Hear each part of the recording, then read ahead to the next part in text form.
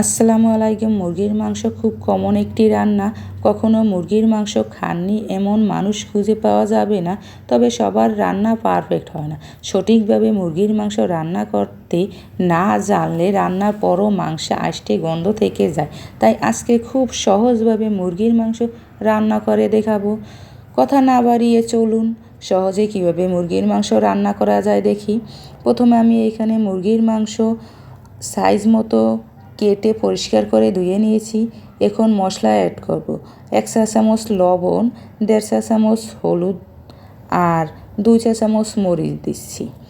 জিরা 1 চা চামচ, 1 চা চামচ ধনিয়া গুঁড়া আর 1 চা চামচ আদা, পেঁয়াজ ও রসুন বাটা দিয়ে দিয়েছি। আদা এখানে আমি 1 চা চামচ দিয়েছি, কারণ মুরগিতে সবসময় আদার পরিমাণটা কম দিবেন, রসুনের পরিমাণটা সবসময় বেশি দিবেন, তাহলে আপনাদের মুরগির মাংসটা দেখবেন অনেক অনেক মজা হবে। এখন আমি মশলাগুলোকে ভালোভাবে হাত দিয়ে মেখে নিব এবং 10 মিনিট রেস্টে রেখে দেব। তারপর চুলায় একটা হাঁড়ি নিব। এখন তেল হালকা গরম হয়ে আসলে 2টা তেজপাতা, কিছু দারচিনি, এলাচ কয়েকটা, লবঙ্গ কয়েকটা সামান্য ভেজে নিচ্ছি। তারপর পেঁয়াজ আর রসুন দিয়ে কিছু সময় ভেজে নিব। দেখুন আমি এভাবে কিছু সময় এখন ভেজে নিচ্ছি হালকা লাল হওয়া পর্যন্ত। অবশ্যই আমার সাথে থাকবেন। আমার ভিডিওটি যদি আপনাদের ভালো লেগে থাকে লাইক, কমেন্ট এবং শেয়ার করে দিবেন। সাবস্ক্রাইব করতে ভুলবেন না।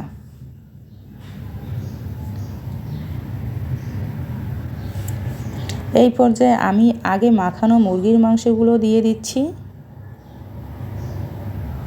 ভালোভাবে মিশিয়ে নেব।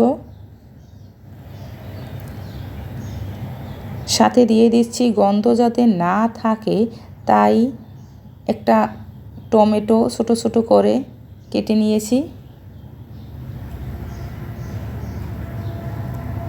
টমেটোগুলো মিশিয়ে নেব।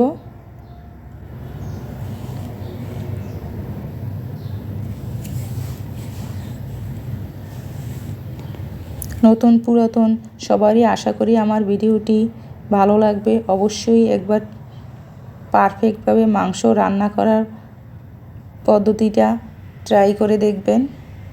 এখন মাংসগুলো কিছু সময় ঢেকে রাখার পরে দেখুন অনেক পানি বের হয়েছে। আমি এই পানি দিয়ে মাংসটাকে কষিয়ে নেব।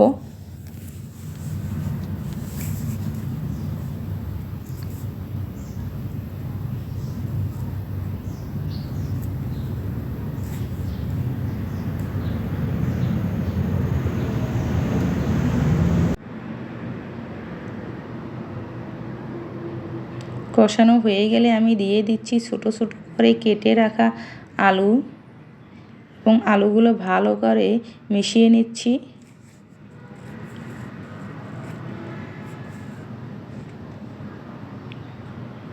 এই পর্যায়ে দিয়ে দিব পানি পরিমাণ মতো।